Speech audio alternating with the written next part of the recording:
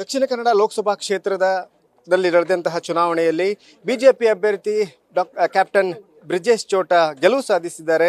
ಅವರನ್ನೇ ಮಾತಾಡಿಸ್ತೀನಿ. ಈ ಒಂದು ಗೆಲುವು ಎಕ್ಸ್ಪೆಕ್ಟ್ ಮಾಡಿದ್ರಾ? ಖಂಡಿತವಾಗಿಯೂ ಈ ಗೆಲುವು ನಮ್ಮ ಕಾರ್ಯಕರ್ತರ ಗೆಲುವು, ನಮ್ಮ ಸಂಘಟನೆಯ ಶಕ್ತಿಯ ಗೆಲುವು, ನಮ್ಮ ವಿಚಾರದ ಗೆಲುವು. ಹಾಗಾಗಿ ನಮಗೆ ವಿಶ್ವಾಸ ಇತ್ತು ಈ ಬಾರಿ ನಾವು ಚುನಾವಣೆಯನ್ನು ಗೆಲ್ತೇವೆ. ನಮ್ಮ ವಿರೋಧ ಪಕ್ಷದ ಎಷ್ಟೇ ಅಪಪ್ರಚಾರ, ಈ ಜಾತಿಗಳ ಆಧಾರದಲ್ಲಿ ಸಮಾಜವನ್ನು ಒಡೆಯುವ ಷಡ್ಯಂತ್ರದ ಮಧ್ಯೆಯೂ ದಕ್ಷಿಣ ಕನ್ನಡ ಜಿಲ್ಲೆಯಲ್ಲಿ ಸತ್ಯ, ಧರ್ಮ, ನ್ಯಾಯದ ಗೆಲುವಾಗ್ತದೆ ಅನ್ನುವಂಥ ವಿಶ್ವಾಸ ನಮಗಿತ್ತು.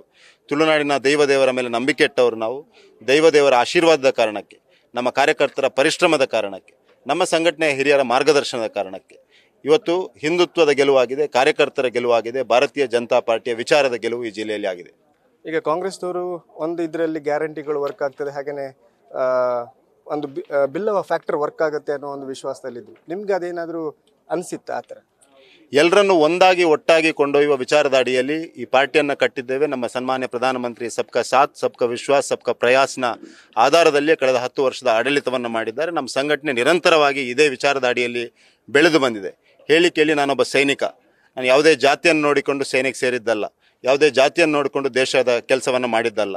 ಈ ಜಿಲ್ಲೆಯಲ್ಲಿ ಹಲವಾರು ಅಪಪ್ರಚಾರಗಳನ್ನು ಹಲವಾರು ಮಾಡಬಾರದವರು ಕೂಡ ಸೇರ್ಕೊಂಡು ಮಾಡಿದ್ದಾರೆ.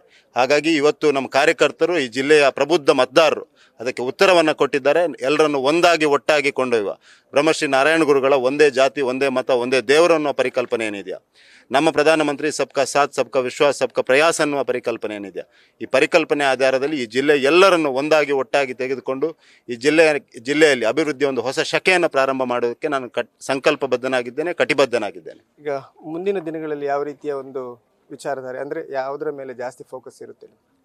ಈಗಾಗಲೇ ನಾನು ಚುನಾವಣೆಯ ನಾಮಪತ್ರ ಸಲ್ಲಿಕೆ ಮಾಡುವಾಗಲೇ ಹೇಳಿದ್ದೆ, ಹಿಂದುತ್ವಕ್ಕೆ ಬದ್ಧತೆಯನ್ನು ಇಟ್ಕೊಂಡು ಅಭಿವೃದ್ಧಿಯನ್ನು ಆದ್ಯತೆಯಾಗಿ ಇಟ್ಕೊಂಡು ಕೆಲಸವನ್ನು ಮಾಡ್ತೇನೆ ಅನ್ನುವಂಥದ್ದು.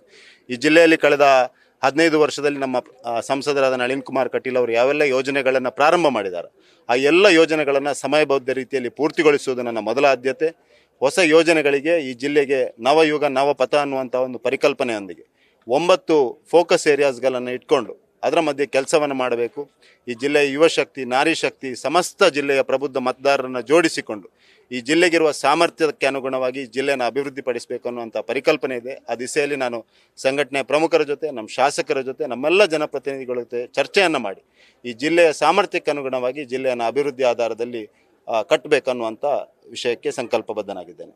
ಅಭಿನಂದನೆಗಳು. ಮತ್ತು ನ್ಯೂಸ್ ಫಸ್ಟ್ ಕಡೆಯಿಂದ ನಿಮ್ಮ ಅಭಿನಂದನೆ. Thank you. ಇದು ಕ್ಯಾಪ್ಟನ್ ಬ್ರಿಜೇಶ್ ಚೌಟ ಅವರ ಮಾತು. ಕ್ಯಾಮರಾಮನ್ ಪ್ರಶಾಂತ್ ಅವರೊಂದಿಗೆ ಕಿರಣ್ ನ್ಯೂಸ್ ಸಿರ್ಸಿಕಾ, News First, Mangaluru. News First ನಿರ್ಭೀತಿಯಿಂದ ನಿಮ್ಮ ಪರವಾಗಿ.